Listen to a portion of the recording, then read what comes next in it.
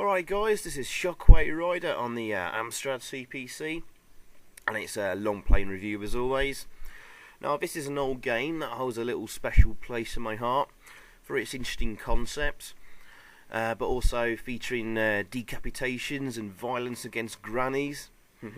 Wait and see guys, caught it a little bit of controversy back in the day. But basically, you control a guy in the future where the favoured method of transportation is using like these conveyor belt type runways,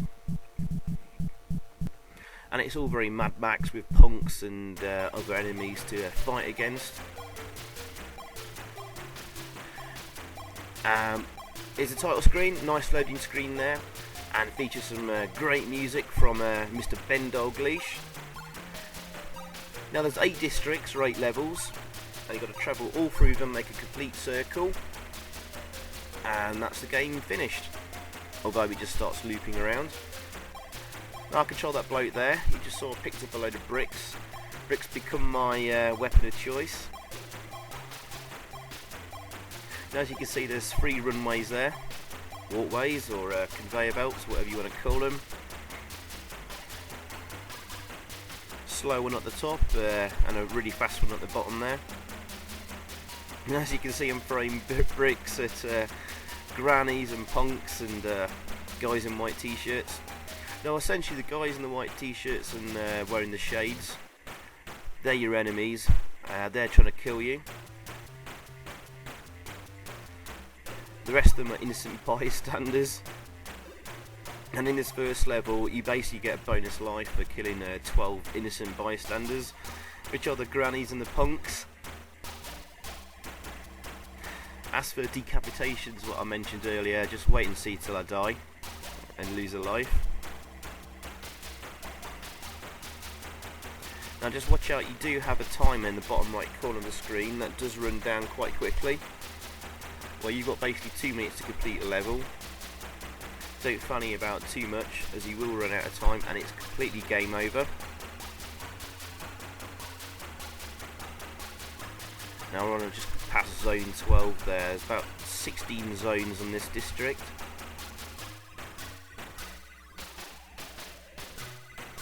And obviously you can shuffle back and forth on the conveyor of your choice. Don't spend too long on a conveyor because a little blue ball sort of bounces around. Oh, only got 5 seconds left. I think we'll do this.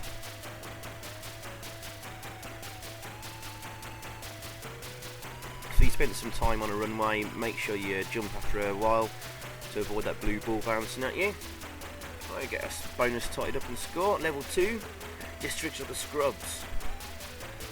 Now on this district, you've basically got to collect the mailbags that are on the posts, and you've also got now obstacles in the way.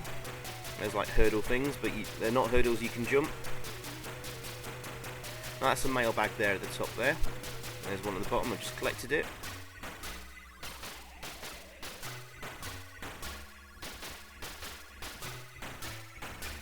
And you've got to get 3 more and we get a bonus life. See, on that first district there, it's well worth trying to rack up as many bonus lives as you can, because you will need them. Now if you get all the mailbags on this level, you'll end up getting about 2 bonus lives, but it's not worth risking crashing into one of those barriers. Just get the 1 bonus life and move swiftly on. Hey, there you go. Just been killed and decapitated. Nice. And watch as your head slides off the end there. Beautiful. One of the more grislier deaths I've seen in an 8-bit game.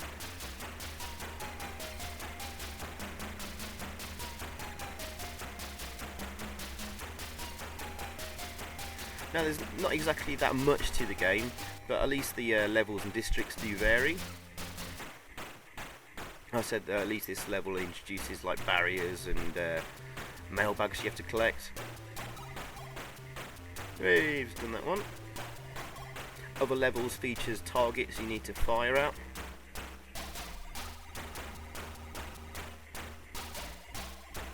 What's this one? This on level 3, the East Park District. We've got to collect 5 bottles. The bottles will appear at the top of the screen on a non-moving platform. Ooh. You have to collect your ammo at the start of every level, of course. I got caught out there because it was a little bit far in front of me to start with. It was too slow. Yeah, the bottles will appear at the top. Oh god, just lost another life. Grr. Yeah, your enemies start getting a little bit more manic on these levels. A lot more of them appear. But yeah, the bottles will appear at the top of the screen. There's one. But tell you what, on this level, it's probably not worth risking it, getting those bottles. We've only got 5 to collect, but these guys can start ganging up around you quite quickly. And you're just left in a tough spot with nothing much to do apart from die.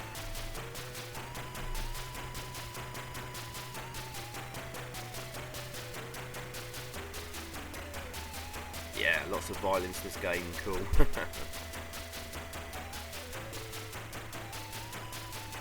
Don't know about you guys, but I quite like the idea of this transportation system here. I'll be quite happy if there were these conveyors to get everywhere like that. Just stand on it and do nothing and wait.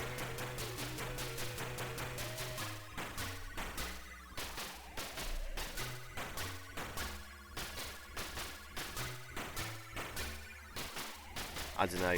If we start walking everywhere, I think we'd get even more fatter than what we all are anyway.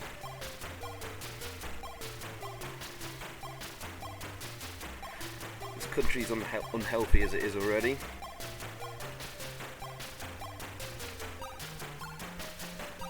District 4. 5 targets. Alright, okay, you've got 5 targets, well, lots of targets that will appear at the top of the screen, or at the bottom. And you can fire your ammo up and down, but I can never seem to hit any of the other guys in the conveyor belts. There you go, I'm just firing up there. Fire one down. Yeah, we got 1 target.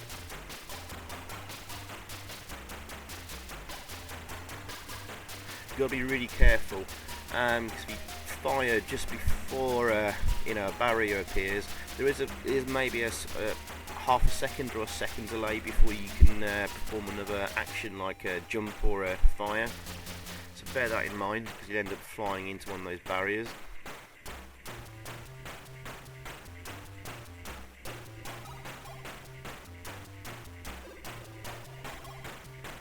Man, that music is really cool.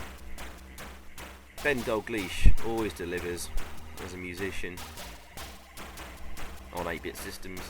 Obviously he's more famous for his Commodore 64 work, but he did produce some really cool tunes on the Amstrad and Spectrum.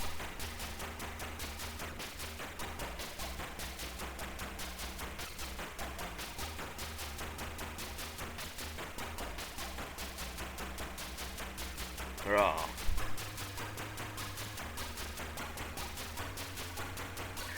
That's black wall completed.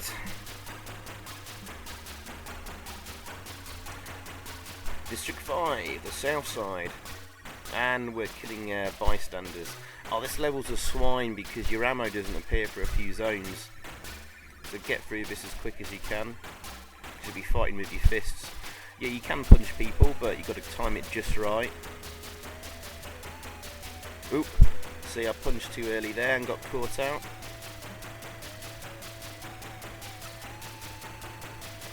I think it's zone 4 when the some ammo appears. Oh, there it is. Get those balls quick. Spears. And we're killing instant bystanders this time to get bonus lives.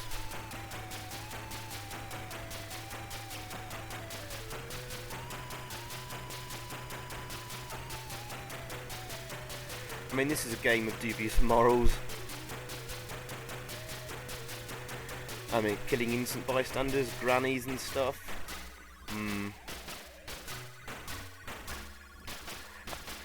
When was this game released? Was it 1985?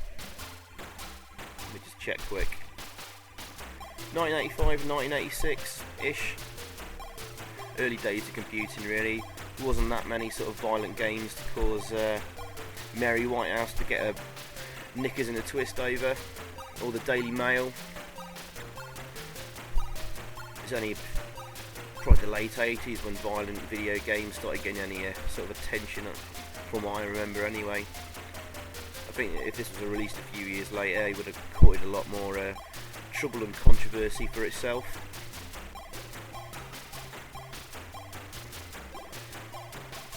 Right, we nearly finished this district.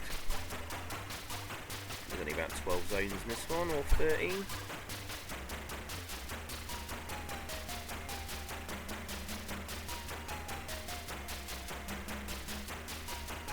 Yeah, 14 zones.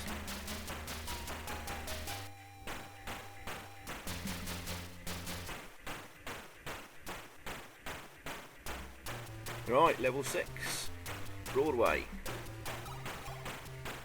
Yeah, we've got targets again to hit. Anyway, just a little bit about the game. I suppose I better sort of do a kind of review. Graphics, nice and colourful. Decent big sprites. If things are a little bit blocky, maybe. But some glorious use of colour though. Although everything's a little bit yellow. Everything moves nice and smooth. Controls. Right, I think they're responsive. When you perform an action, there is a kind of like a little bit of delay before you can do another action. Whether this is like deliberate on behalf of the programmers or not, I'm not sure. Maybe the programmers can claim it is. Oops, made a mistake, lost my head.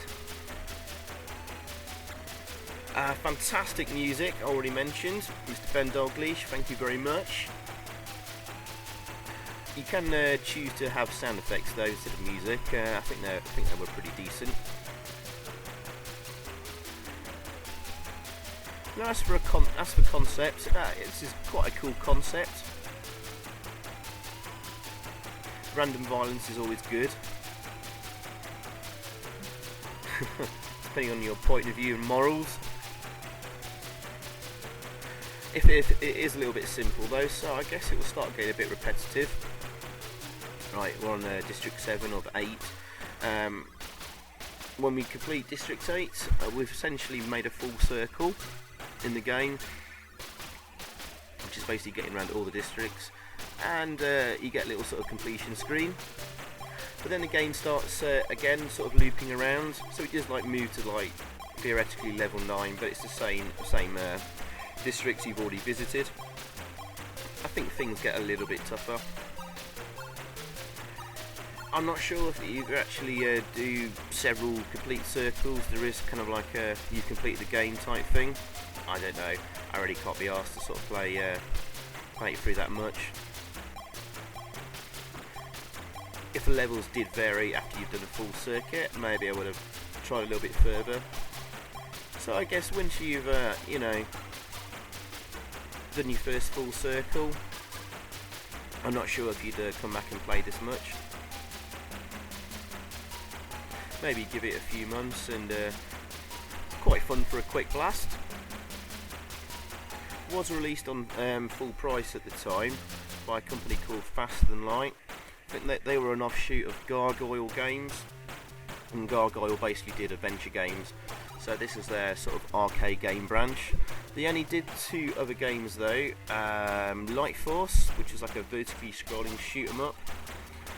That was pretty good stuff actually. That was kind of like the vertical scrolling shoot 'em up for a few years to have on the Amstrad. What was that? Hydrofall, that was the other game. It's kind of like a head over heels style isometric romp. I think it was like the unofficial sequel to Sweevo's World. Not sure what happened to the company though after these 3 games. Guess they kind of went bust or whatever, or got bought out. Anyway, this is the final district. And this one's a real swine because you've got basically guys at the top of the screen throwing frame bricks at you as well. But yeah, this is still a fun little game. There you go, sorry guys. These bastards at the top just got me with a brick, so you've got to be really careful. But yes, it's a fun little game. Perhaps I wouldn't have been too impressed buying this on full price at the time, but it did get re-released on budget on the Houston's Racket label. So for a couple of quid, this has been pretty cool stuff. And I remember it being on the Amstrad magazine cover tape as well, and I was really happy with that. I think they had a few letters complaining about the violence though. But yeah, not bad overall. I think I'll give this game, I'll give it 7 out of 10. Quite easy to lose lives in this level. Thankfully I built up a few from the bonuses. Might be able to sneak another bonus life perhaps.